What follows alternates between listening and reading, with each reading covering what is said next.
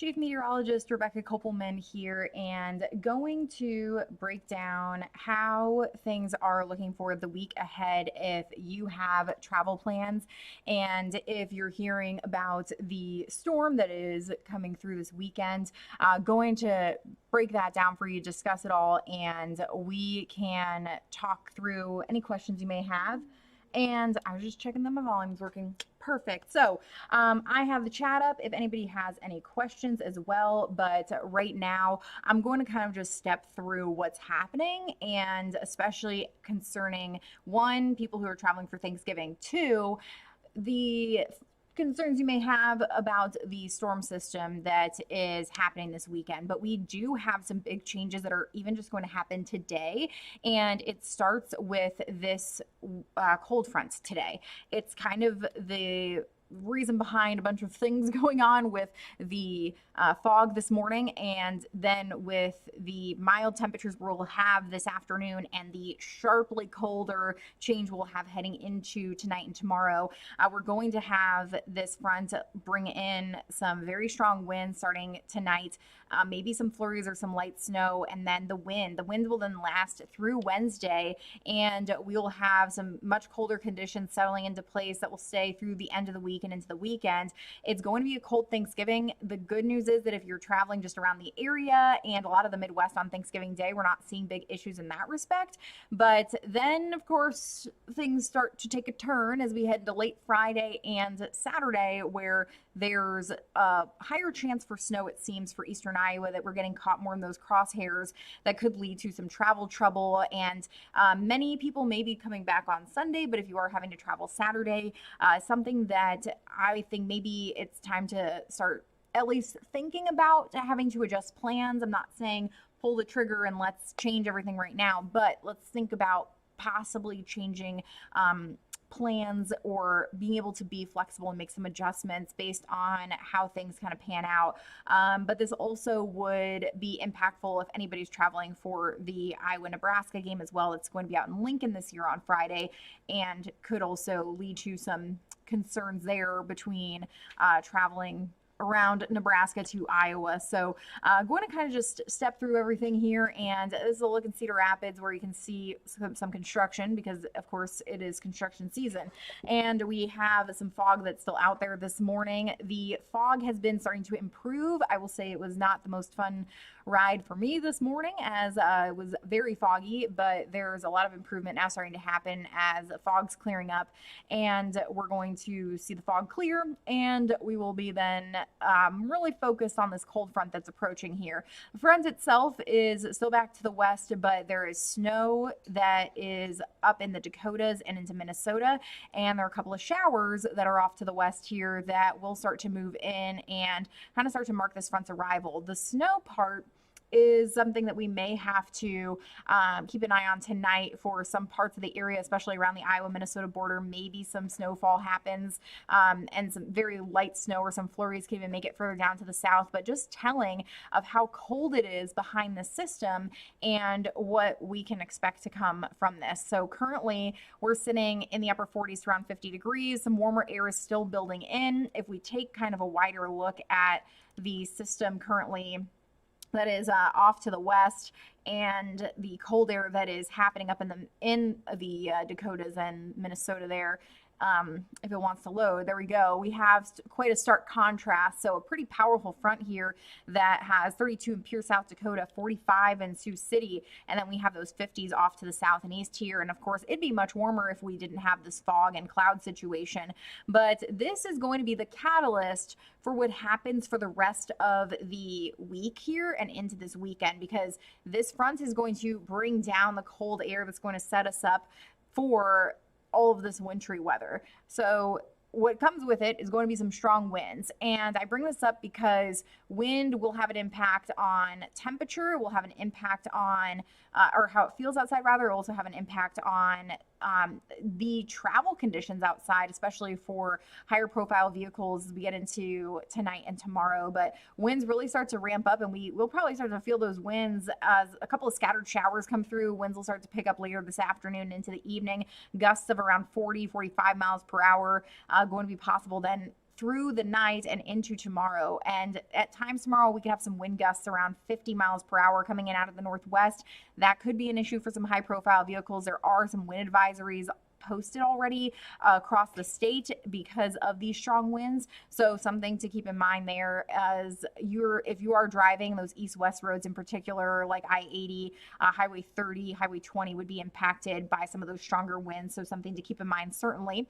And then we have this cold that's going to be settling into place. So this afternoon, the couple scattered showers come on through, should be a pretty quick kind of hit of rain that passes by, and then we will have this colder air draining south, the winds picking up, and there could be some flurries or some light snow showers.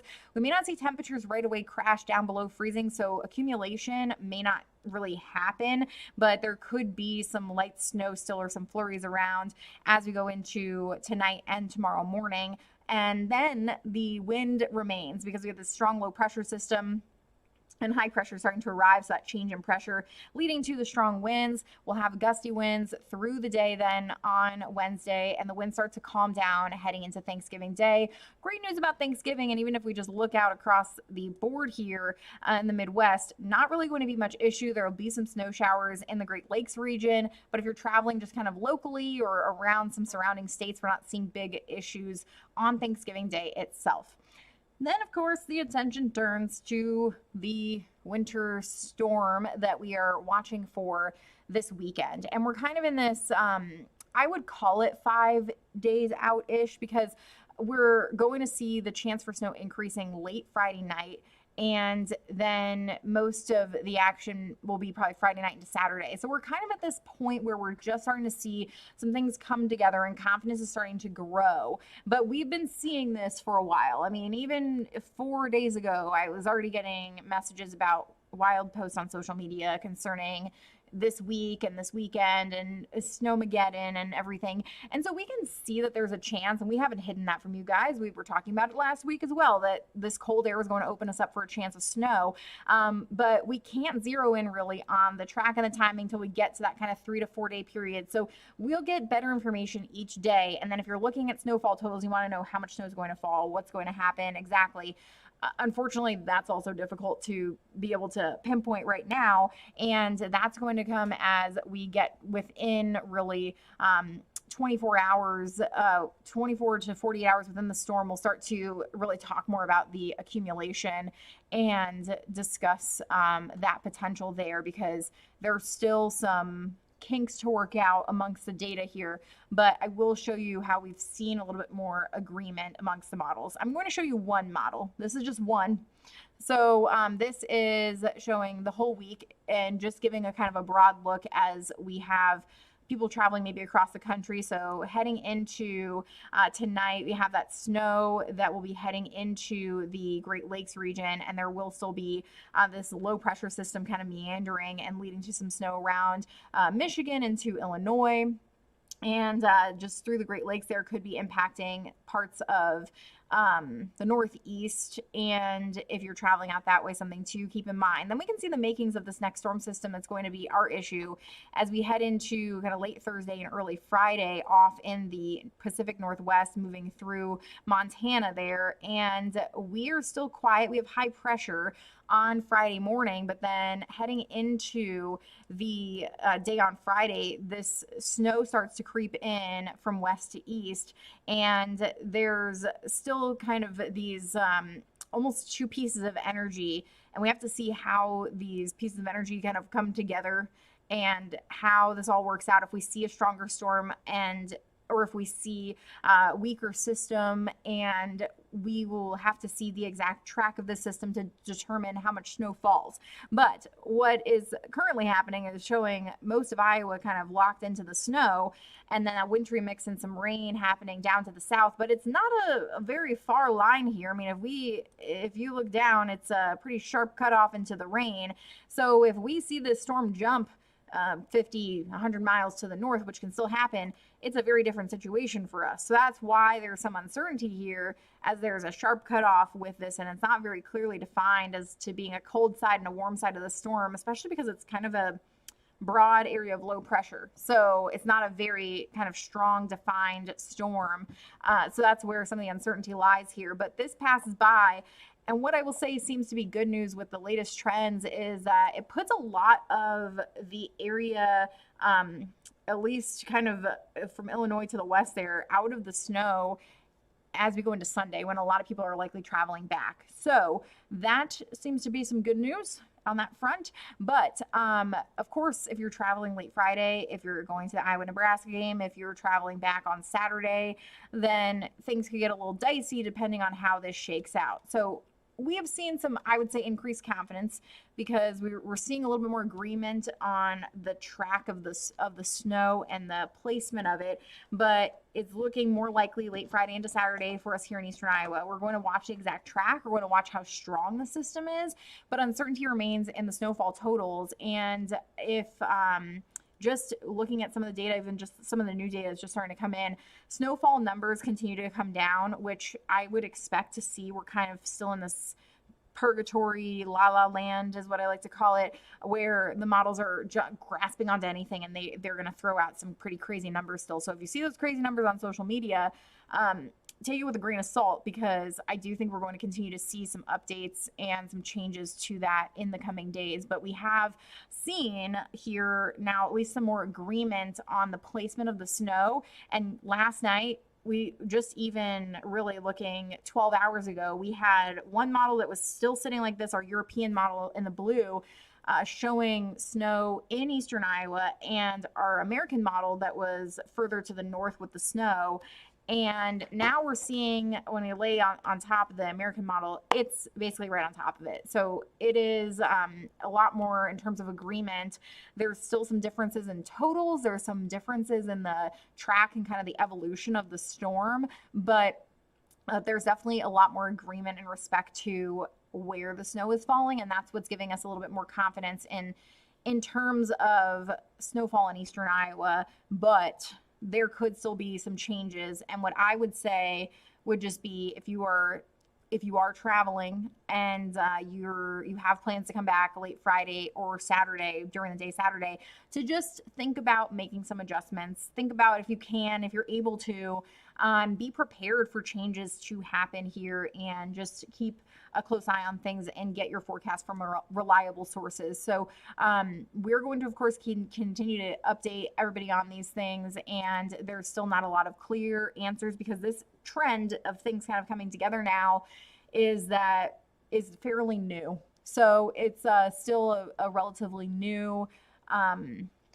at least trend that is happening here. So that is going to take some time for us to really be able to piece together if it sticks and kind of how that all works out. But in terms of travel, Saturday, it could be tough, and it likely will be somewhere in Iowa, near Iowa, based on the track of that storm. But it seems like we're certainly caught in the crosshairs, and we might have to be pulling out the shovels, if not the snow blowers, for this weekend. So really quick turn after we've had some very quiet weather around here lately, outside of some of the light rain and the fog recently. But if there are any questions, happy to answer them. We'll, of course, continue to update everybody on everything. But just to recap, we do have a cold front tonight. There are going to be some showers around. The winds really ramp up. It's going to be blustery, very windy through the night and into tomorrow. Could be some flurries out there tonight as well. And then we have windy and cold conditions tomorrow. Winds gusting up to 50 miles per hour tomorrow, and out of the northwest could cause some trouble on east-west roads. And then